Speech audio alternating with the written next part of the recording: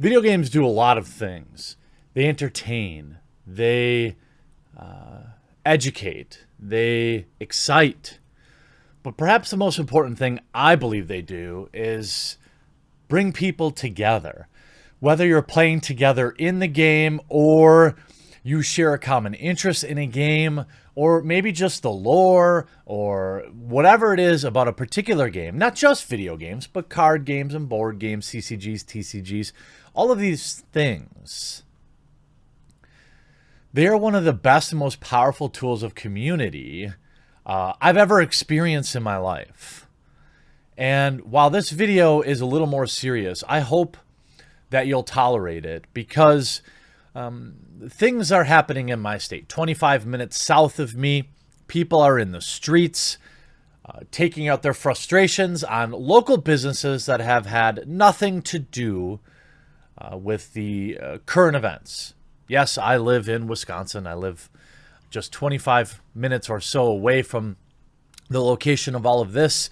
I've been to the town many times. I go to the Mars Cheese Castle, shop in the stores. I have friends, I have family in the area. So I admit I am perhaps more invested than maybe your average person. But there was a place, and I say, called Gravity Gaming Lounge downtown it's downtown.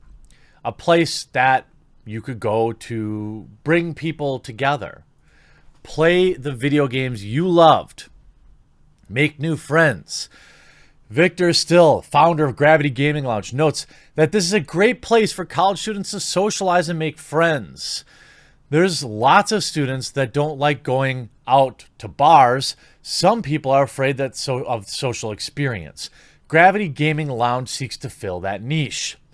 Jesus Cruz, a patron, echoes the sentiment. He sat playing For Honor, a recently released title with a new friend. I met a lot of new people. The community of people that come here, it's a non-toxic area. The Gaming Lounge hosts weekly tournaments for the Nintendo Classic Smash Bros. Melee. Smash Bros. Has no online gameplay, which is why it offers many young adult gamers the opportunity to test their skills with this beloved game. Now, I don't know when this article was written. There's not a lot of press for small town businesses. You could see what a nice looking place this was. This is what it looks like now. After peaceful protesters came through and completely destroyed the place. Because a video game lounge totally has something to do with the police department. I'm sick and tired of this. These idiots also damaged a public library. Yeah, bad guys defeated. All those kids from broken homes or with parents that work who spend the day at the library like I used to when I was young. When there was time, my dad would work first shift. My mom would work first shift. My dad would work second shift.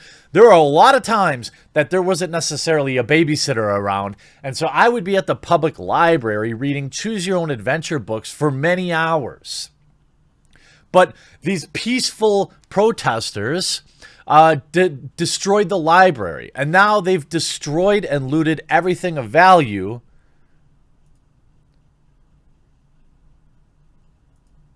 from a video game lounge. And I am about to read to you what I can only describe as one of the most heartbreaking posts. You see a Gravity Gaming Lounge. Look at how awesome this place was.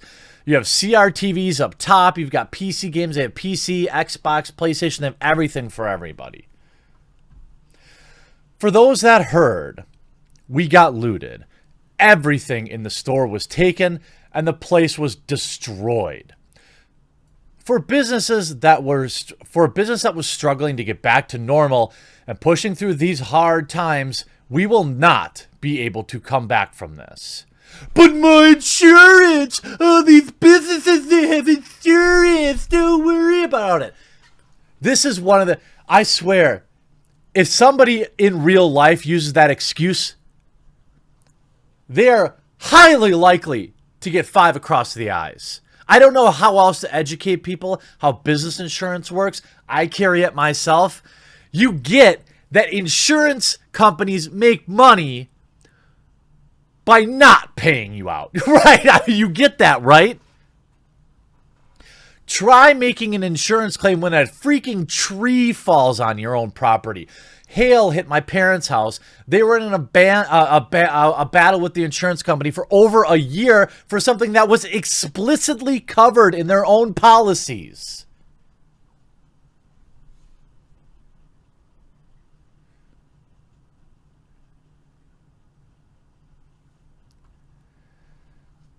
The damage to our building and the place and the cost to replace the exterior damage on top of it to replace everything stolen is going to be catastrophic. My insurance! We want to thank everyone coming out and supporting us these past couple of years. It's been great. We have definitely had fun. We wish the best and pray you stay safe. With every opportunity, every right to call out the absolute idiots that destroyed and robbed their store, they didn't do it.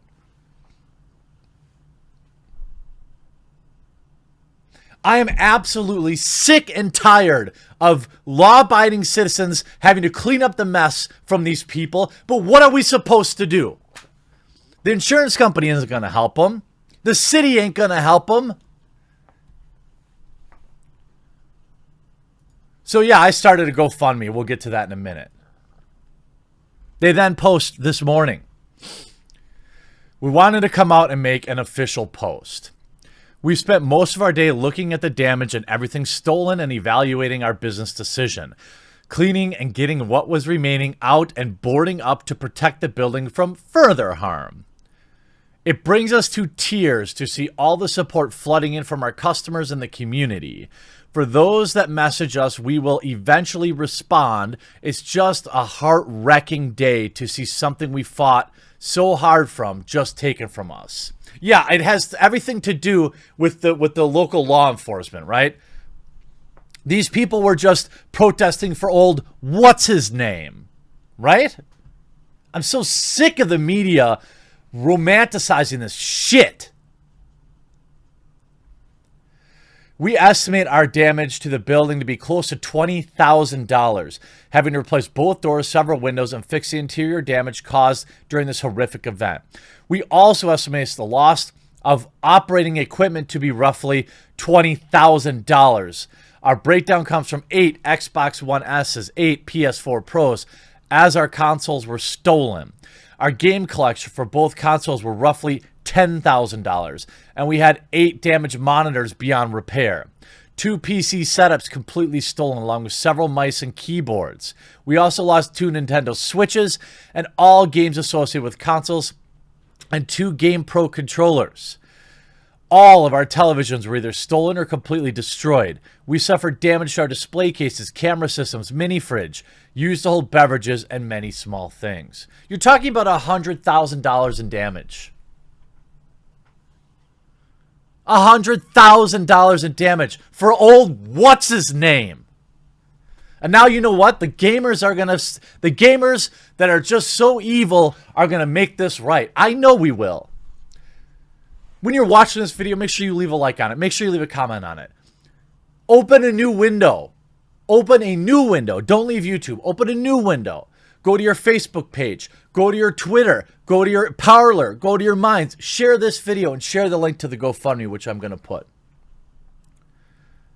Here's how heartbreaking this is. At this time, please don't donate anything, as our costs are highly significant. And as much as we appreciate the help and support, we do not feel comfortable taking other people's money when we know everyone is struggling, not just us. What a heartbreaking statement. This is a statement, make no mistake about it. They're saying, this is so much money, we couldn't even fathom it. We couldn't even fathom it. We care for the community, and the last thing we want is we care for the community. Hold on, sorry. We care for the community, and the last thing we want with our given time is to take something that someone else is more deserving of in this time. It has truly been something else to see. Everyone offer up what they have. Honestly, we can't love you enough for wanting to do it. We will be fighting with our insurance company over the next month to settle, but we have a long road and journey. You're not going to get any money from your insurance company. They probably donated to some of these groups. To those that came downtown and asked to help, we appreciate everything 100,000%. It made more bearable, and it makes everything less tragic. Knowing the community we love come together in hard times is well rewarding. So I started a GoFundMe. Now, in the last 2 days, I've donated $5,000 twice.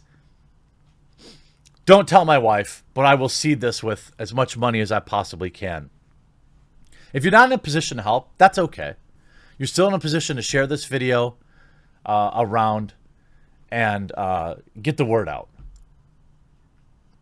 I'm sick and tired of cleaning up after these people, but what are our options? What are our options? Just sit and be angry about it? Wait for the local municipality to fix it? Wait for big corporate insurance companies to fix it while these people can't put food on their table for their families?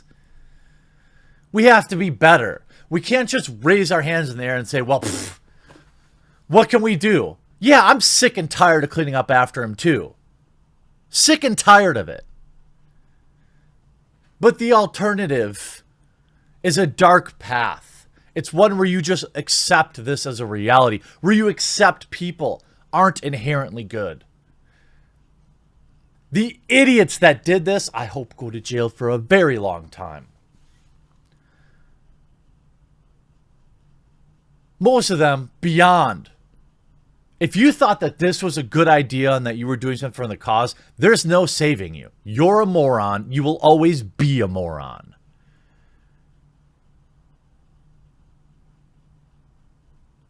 But the people that own this business shop had nothing to do with it, and we're going to help them.